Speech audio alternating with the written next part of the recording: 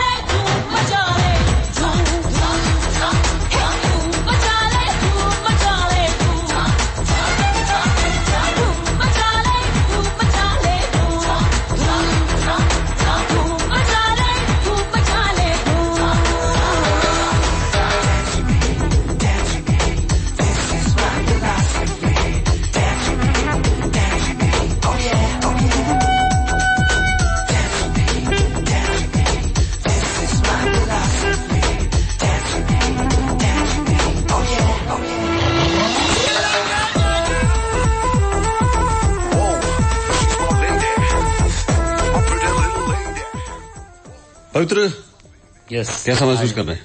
बहुत अच्छा, अच्छी फीलिंग आ रही है। जी जी। अभी घर से जब आए थे तो कौन सी स्पीड में आए? आज वैसे देखा जाए तो सिटी के अंदर तो सिटी की स्पीड को मेंटेन करना चाहिए 40+। हाँ, नियर अबाउट 40-30। वैसे भी ऑफिस टाइम पे इतना आप चला नहीं सकते इसको। जी जी। यस। अच्छा पवित्र, कई बार बल्कि मैं भी नहीं जानता हूँ, जो रैली ड्राइवर होता है और रेस ड्राइवर होता है, तो सबसे पहले तो रैली ड्राइवर होता क्या है? बेसिकली रैली ड्राइवर वो होता है जो टाइम, डेस्टिनेशन और ट्रेवल तीनों को मैच कर सके। It's not race. Race basically होता है आपस में कंपटीशन। जी। रैली जो होगा वो हमेशा टाइम को रेस्पेक्ट करेगा। आपको रेस्पेक्ट करना है टाइम को और डेस्टिनेशन को। अच्छा। इन दोनों का जब तक आप बैलेंस नहीं बनाएंगे, आप अर्ली भी नहीं कर सकते और आप लेट भी नहीं कर सकते। You have to respect the time. आपको एक टाइम फ्रेम मिलता है एक चेक पॉइंट से दूसरे चेक पॉइंट पहुंचने का, उसको करना होता है। जी जी। मतलब उस एक टाइम पीरियड में अगर पहले भी अगर पहुंचते हैं तभी आप फॉल्ट में हैं और बाद में पहुंचते तो भी आप फॉल्ट में हैं। आप एक सर्टेन मार्जिन ऑफ टाइम है, बस उसी को मेंटेन करना है। आप दोनों तरह के बाइकर भी हैं आप, हाँ, और अच्छे ड्राइवर भी है। लेकिन सबसे पहले आप यही से पूछते हैं कि आपकी जो जन्मभूमि है, हाँ, पैदाइश कहाँ की है? इंदौर। इंदौर से यहाँ आ गए? इंदौर से घर वाले आ चुके थे, जनरेशंस पहले आ चुके थे। पैदाइश वहाँ हो गई थी, अदरवाइज वैसे तो born and brought up everything in from Jodhpur है। जी जी। मतलब जन्म आपका इंदौर में हुआ? हाँ, इंदौर में। बाकी कम्प्लीटली फॉर फादर से सब जोधपुर में ही है, तो everything is over here only. जी। मतलब आप सिर्फ जन्म लेने के लिए वहाँ थे? इंदौर ननिहाल इंदौर है। जी। हाँ। अब बताएं। हाँ जी। पढ़ाई लिखाई जोधपुर हुई? पढ़ाई लिखाई जोधपुर है मैक्सिमम तो। हमें तो जब अपने जमाने में मुझे पता कि बाइक को हाथ लगाने में, मतलब कॉलेज के बाद हाथ लगा पाया था। कोई भी गाड़ी जो चलती है, ऑटोमेटिक गाड़ी जो है या पेट्रोल डीजल से चलती। यहाँ मेरे ग्रैंडफादर का बड़ा मेरे पे वो रहा हमेशा। जी। व्हेन आई वाज शायद 6 साल का मैं था, तब उन्होंने कह दिया था कि अगर ये स्टीयरिंग पे बैठता है तो बैठने दो। अभी से अगर इसका कॉन्फिडेंस तोड़ देंगे जी, तो फिर आगे कैसे बढ़ेगा। तो उस जमाने में हमारे घर पे लैंडमास्टर हुआ करती थी, और मेरा मैक्सिमम टाइम स्कूल से आने के बाद और जाने से पहले उस लैंडमास्टर को गैरेज के अंदर बैठे बैठे करने में लगता था। बच्चे मुंह से आवाज निकालते तो उसी में निकलता था। एग्जैक्टली वही जो आप कह रहे हो, बिल्कुल राइट बात है। तो ये कहता है जरा धीरे चला। हाँ, तो वो बिना उसी के वही रहता था कि बिना स्टार्ट किए हुए मुंह से आवाज निकल रही होती थी उस समय भी। जी। यस। कब याद है आपने अकेले कोई गाड़ी, बाइक या कार या कोई दूसरी गाड़ी चलाई हो?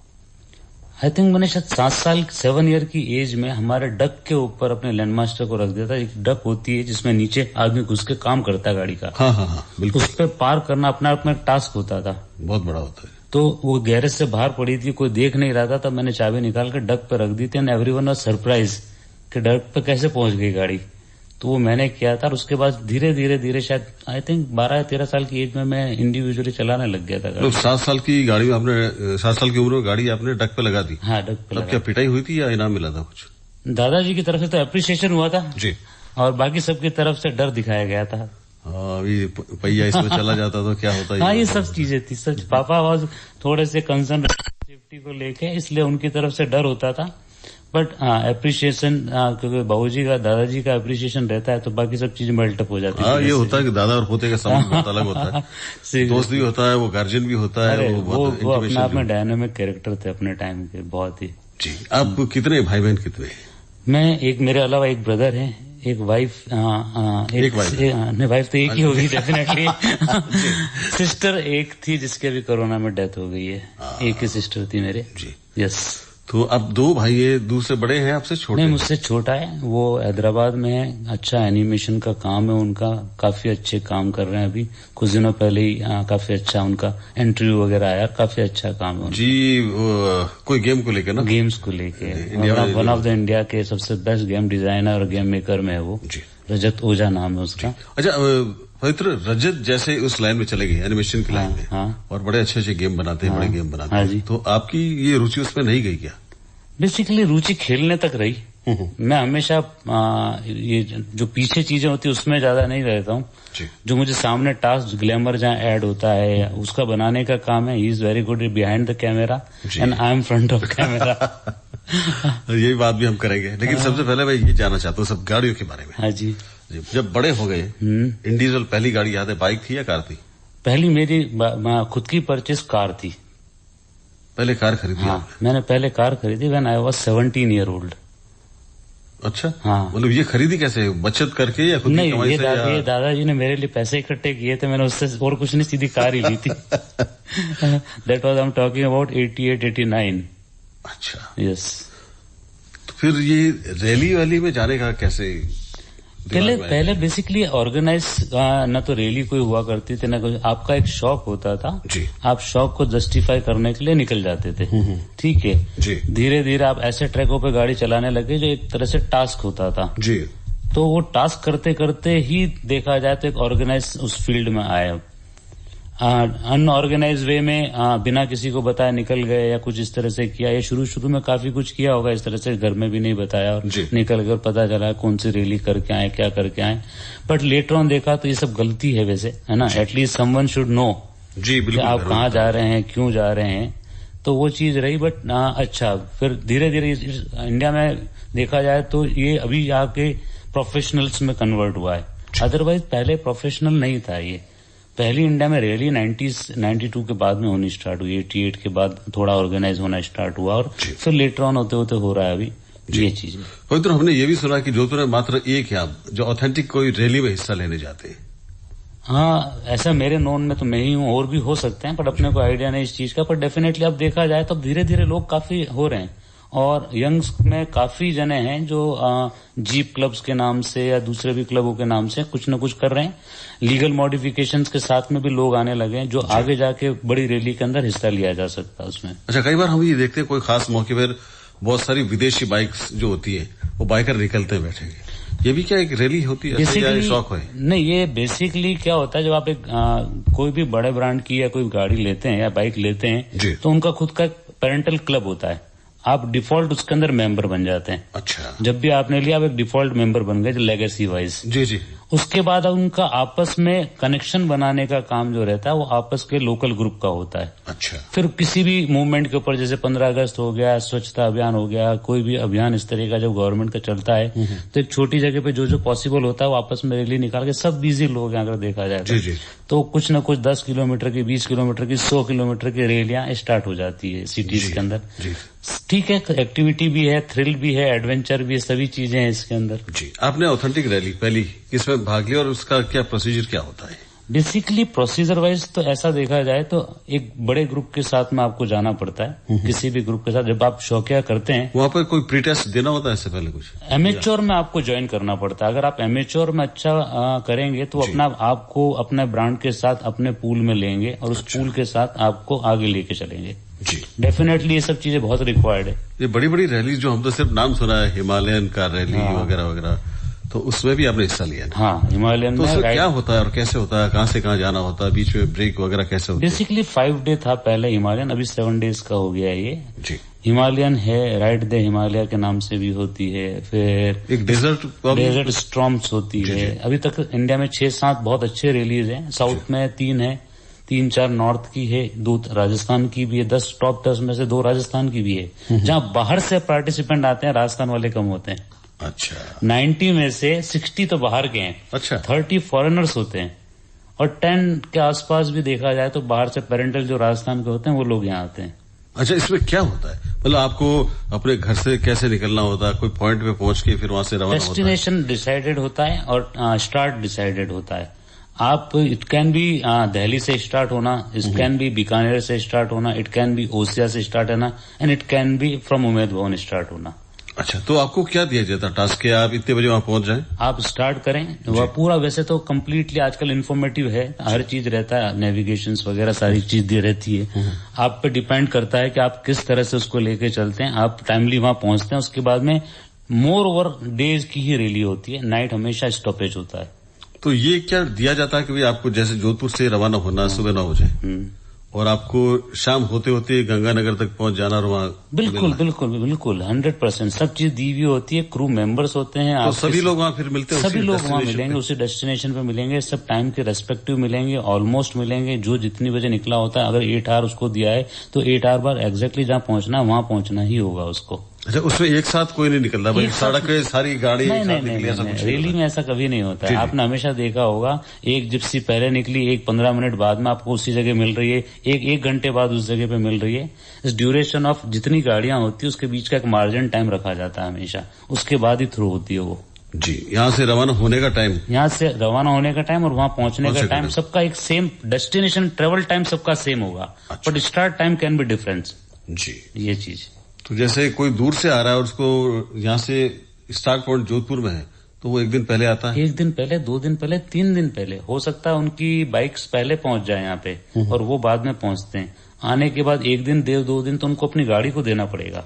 अच्छा, इसमें डिसाइड कैसे होता है कि ये विनर है या ये रनर अप है? ऐसा सब चीजें काउंट होती है। आपने कितने रोल ऑन किए उसके ऊपर वो काउंट होगा, कितने लैप लिए आपने वो काउंट होगा, कितनी बार आपने टाइम के साथ, मान लो कि आपने टाइम को मैनेज ही नहीं कर पाए जी, वो आपको कोई बीच में आपके साथ में दुर्घटना हो गई तो आप टाइम मैनेज नहीं कर पाएंगे जी, तो वो चीज आपकी उसमें से माइनस हो जाएगी। उसको जाके आपको लेटर ऑन तीसरे दिन, चौथे दिन, 5वें दिन कवर अप करना होगा कि आपके पॉइंट्स आगे से आगे सही चलते रहे। बेसिकली पॉइंट्स का खेल है कम्प्लीटली। आपके जितने कम फॉल्ट हैं, जितना आपने टाइम को रेस्पेक्ट दिया, जितना आपने ट्रेवल टाइम को रेस्पेक्ट दिया, उसी के ऊपर है सब कुछ।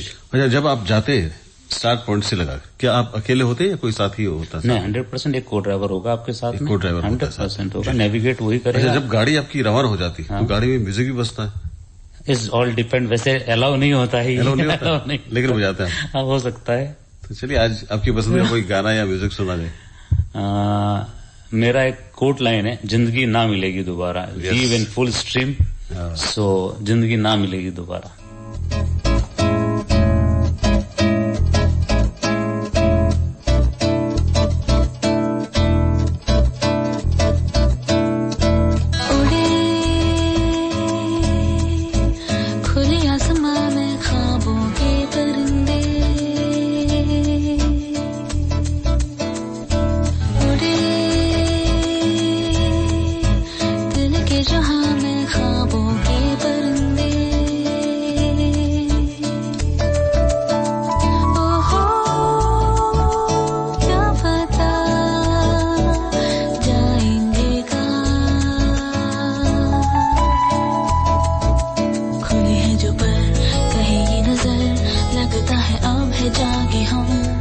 फिक्री जो थी पीछे रह गई, निकले उनसे आगे हम। हवा में बह रही है जिंदगी,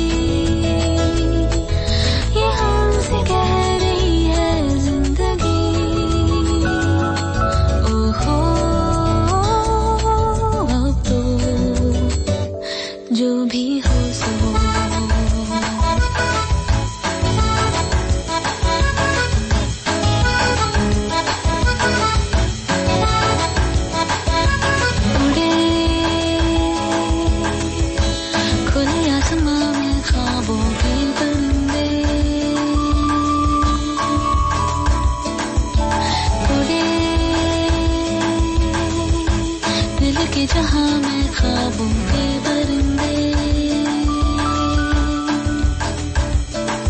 ओहो क्या पता जाएंगे कहाँ किसी ने छुआ तो ही हुआ फिरते हैं महकी महकी हम कोई है कहीं बातें नहीं जब है ऐसे बहके हम हुआ है यूं कि दिल पिघल गए बस एक पल में हम बदल गए ओहो अब तो जो भी हो सो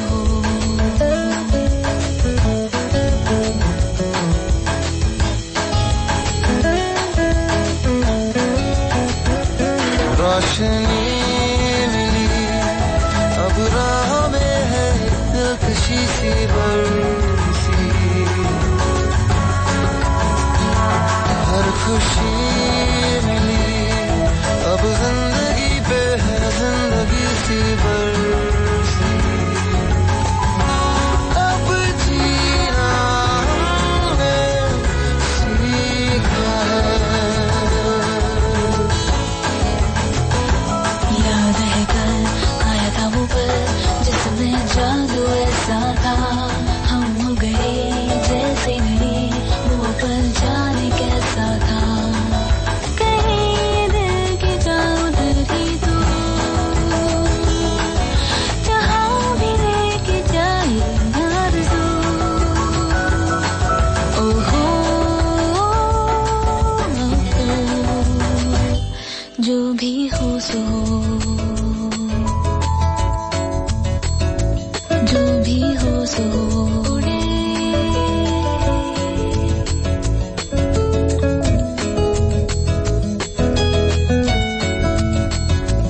जो भी हो सो उड़े सरस स्वाद सरस घर घर का विश्वास सरस सरस दूध और दूध से बने उत्कृष्ट उत्पाद सरस स्वाद राजस्थान का। इस पथरी की परेशानी ने तो परेशान कर रखा है, कहाँ इलाज न करवाया। अब चिंता की कोई बात नहीं, गुर्दे की पथरी का सफल इलाज बिना ऑपरेशन, बिना चीरा, बिना टाँके, सीमेंस आधुनिकतम लिथोट्रिप्सी मशीन से। प्रोस्टेट गुर्दा रोग के इलाज हेतु कमला नगर अस्पताल, पाल लिंक रोड, जोधपुर।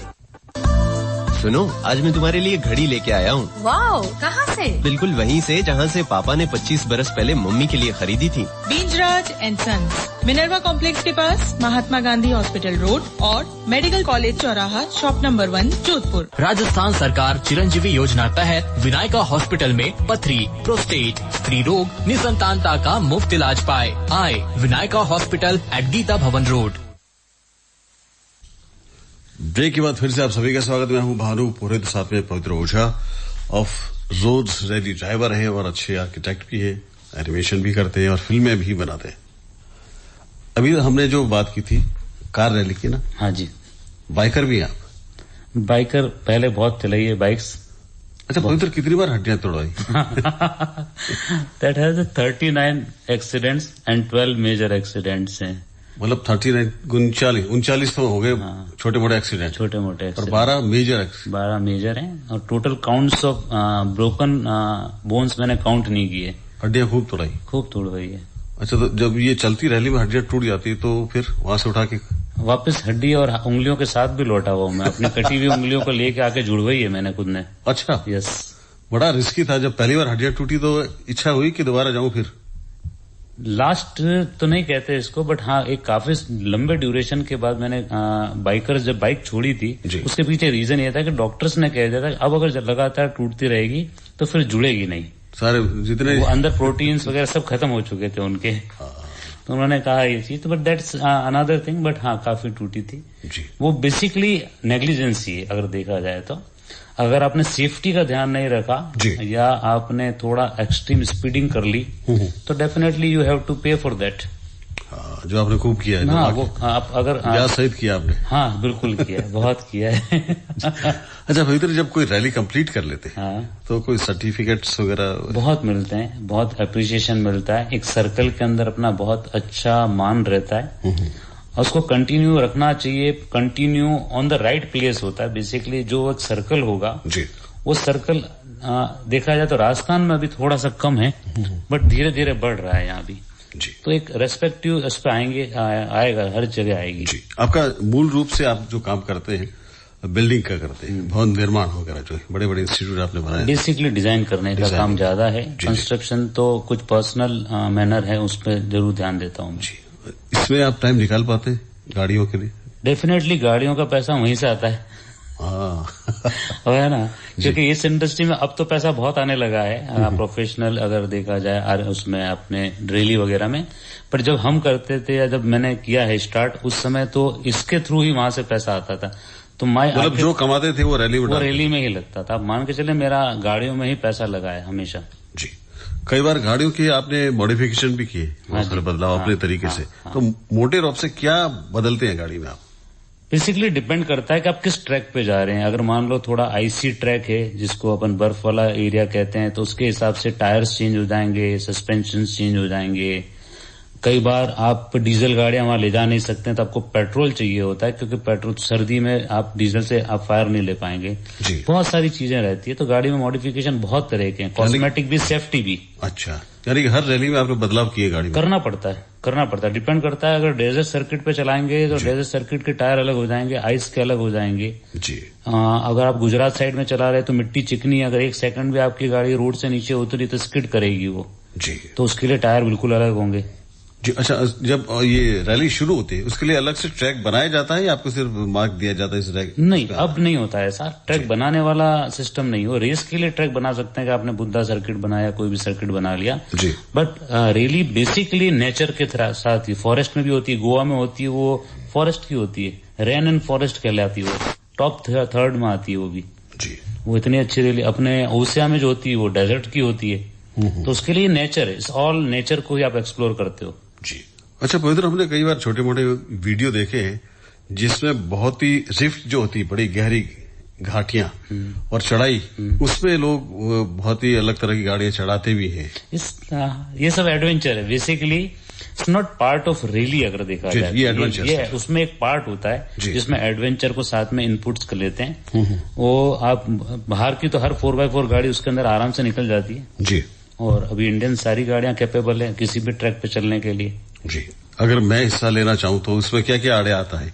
क्या कोई एज ग्रुप नहीं, है कोई एज या नहीं, फीस है? नहीं, कोई फीस जमा होती है, फॉर्म भरे जाते हैं? फीस होती है डेफिनेटली, अलग अलग सर्किट की अलग अलग फीस है जी। Can be start with 1000 rupees. Amateur में अगर आप स्टार्ट करना चाहें तो 1000 रुपीज से स्टार्ट कर सकते हैं, and can go with 1.4 lakh 1.5 lakh for a single day और फॉर 4 डे। अच्छा, हाँ, अरे वाह, ये तो रहेगा। अभी आपने जो सबसे बड़ी बड़ी रैलियां में हिस्सा जो लिया है वो कौन कौन सी रैली रही है? बेसिकली हिमालयन का रहता है मैक्सिमम, क्योंकि नॉर्थ साइड में है हम लोग, तो नॉर्थ की रैलियों को ज्यादा एंटरटेन कर पाते हैं जी। साउथ की रैली में ट्रैक भी अलग है, बिहेवियर भी अलग है, पर्सन्स अलग है, नॉट नोन लोग होते हैं ज्यादा जी। इधर की साइड में जनरली सभी जने जानते हैं, तो एक तो करना ज्यादा इजी रहता है। ओसिया वाला सर्किट है, डेजर्ट स्टॉर्म्स है जी। पवित्र, हर चीज आपकी एक तरह से आपने एडवेंचर की तरह लिया है। शादी हो गई ना आपकी? हाँ, शादी हो गई, फाइनली हो गई। क्या ये भी एडवेंचर था कोई? हाँ, ये भी एडवेंचर रहा है। थोड़ा सा अगर आप बताना चाहें तो जरूर बताएं कि शादी कैसे की आपने? शादी कैसे की, वैसे तो ये अभी तक कहीं ब्रॉडकास्ट किया ही नहीं है मैंने, शायद मेरे घर वालों को भी नहीं पता है ये कि कैसे हुआ सारा कुछ जी।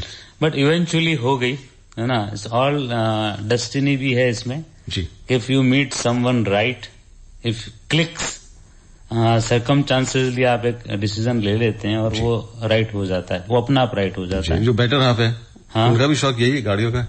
एज अ को driver she is very good navigator. Good, she is good navigator. बाकी मैं डिपेंड ये करता है कि जब मैं ड्राइव कर रहा होता हूँ जी, तो मुझे कोई और ड्राइव करता है तो सेफ्टी फील नहीं होती है। अच्छा, ये तो एक नेचर है, एक आदमी का नेचर होता है कि मैं पीछे बैठूंगा तो मुझे यार धीरे चलाया। मेरी 40 लाख किलोमीटर की ड्राइविंग में जी शायद 10,000 भी किसी और की ड्राइविंग में मैं नहीं बैठा हूं अभी तक। आप नहीं चलाई? अब नहीं, रात दिन हमेशा जी।